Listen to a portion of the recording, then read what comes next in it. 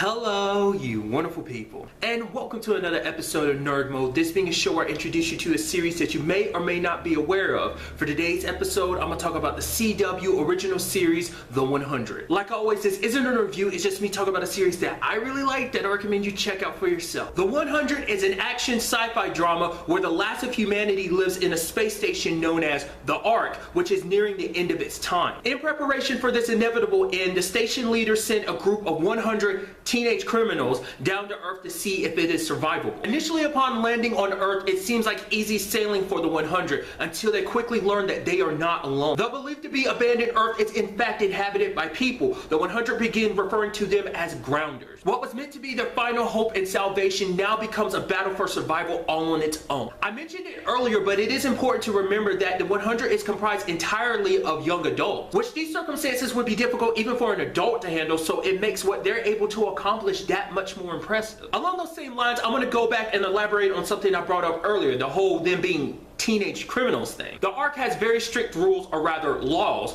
Punishments are usually more severe for those 18 years or older. That punishment usually being death, so this whole situation was an alternative for our protagonist, which under these circumstances the argument could be made that this alternative is actually worse. I say alternative, but they weren't really given much of a choice if I remember correctly. It's quite fascinating to see how much the characters as a whole have changed over the course of the series. You have a character like Clark who has to step up and become a leader to this group of misfits. Even comparing who she was then versus who she has become now in this series is quite a different person on many different levels. There have been a lot of hard choices that she, as well as many of the other characters, have had to make. The line between what's right and what's wrong blurs so much. What's right for some may not be right for others, and in some cases there's no choice at all. It's quite interesting to see what the series does with the different groups. They don't just focus on the 100 on Earth, which obviously the stuff on Earth is the bigger part of the story. It also splits time with the people that are still living on the Ark in space. The story related to the Ark takes some interesting turns, which obviously would go into spoilers, so I won't get too much into that. I also appreciate the series for being very good at unraveling the world bit by bit, even breaking down things like how the Earth ended up the way that it did, the whole Ark situation, as well as the Grounders' histories, even going as far as breaking down the different tribes that make up the Grounders. Each of those elements plays a role in the overall development of the plot. The series is very action-packed with plenty of drama, especially when it comes to like the relationship / dynamics between the characters, as well as some nice plot twists and developments. The 100 is based off a series of novels under the same name. There are 4 novels in the series. I have not read any of the books, but from what I've seen online, it seems like there are major differences between the books and the TV show.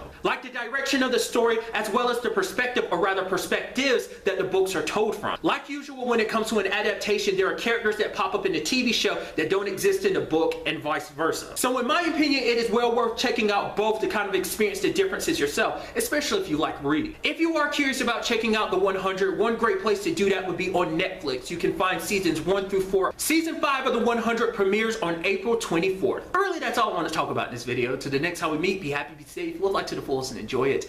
Good day and goodbye.